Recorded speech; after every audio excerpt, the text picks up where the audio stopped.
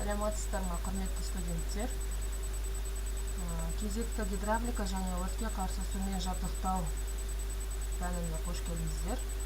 Сабағымыздың тақырыбы өртке қарсы сумен жабдықтау.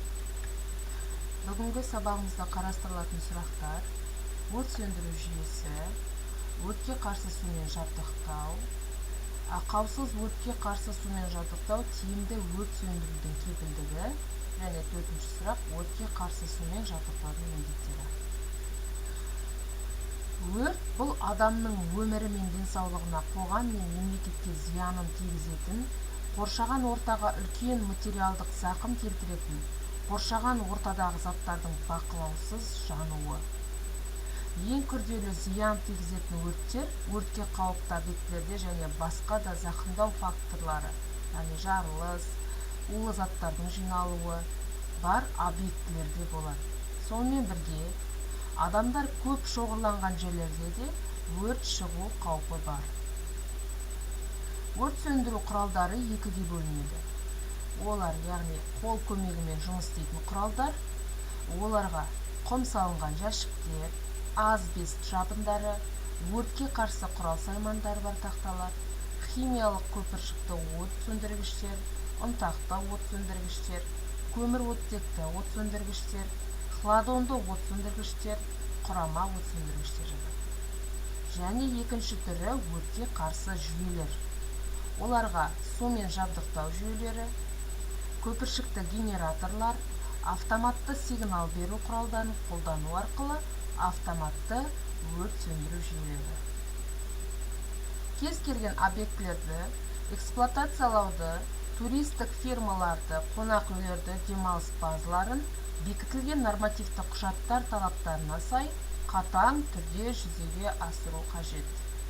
Барлық қоғамдық және өндірістік ғимараттарда нақты көрсетілген кедергісіз тез шығуға кепіл беретін апатты жағдайларда шығатын жерлер болуы тиіс.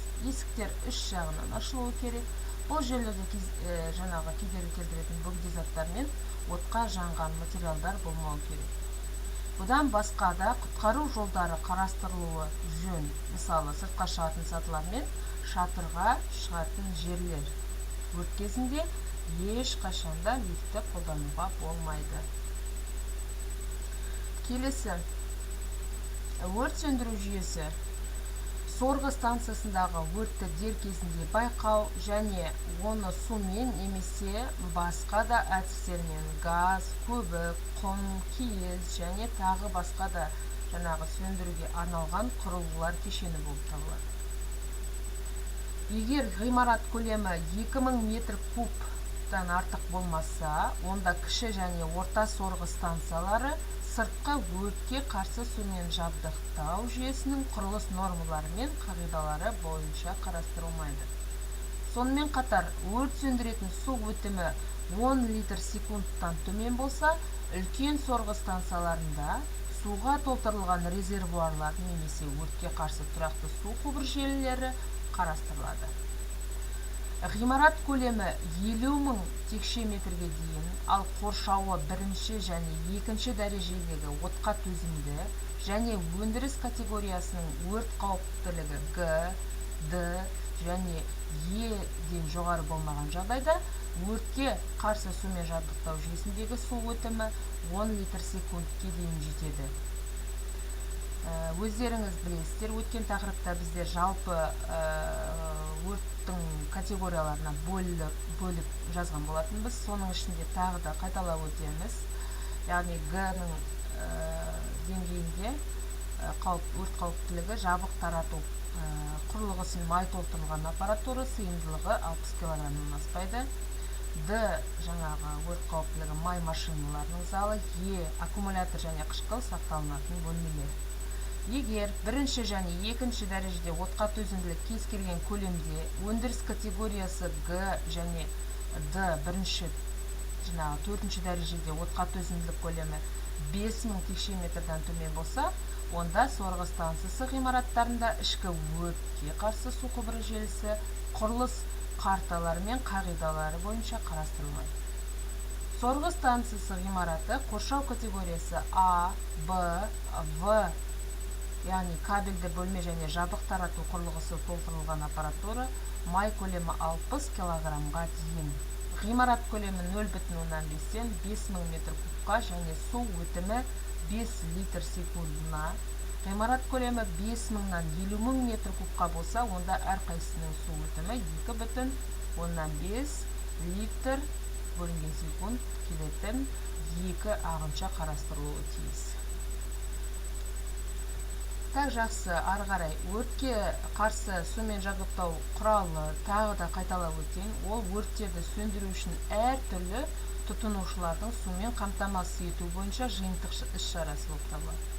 Өрт ісінде ең негізгі проблема бұл өртке қарсы сумен жабдықтау құралы. Қаланың және өндірістік кәсіпорындардың жағдайларын өркендету барысында өртке қарсы қорғау жүйелеріне мән беру қажет. Өйткені олардың жобаларында, құрылыстарында суды өткізу реконструкциясында тек қана шаруашылық, өндірістік жағдайларды қамтамасыз ету ғана емес, онда өртке қарсы жағдайларды қарастыру туралы да байқалады.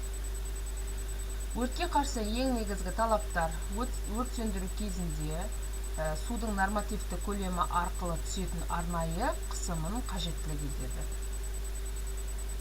Қалада өрттерді сөндіру мақсатында суды арнайы су құбыры желісінде орналасқан өрт гидранттарынан өрт сөндіру автокөліктері арқылы қамтамасыз етеді.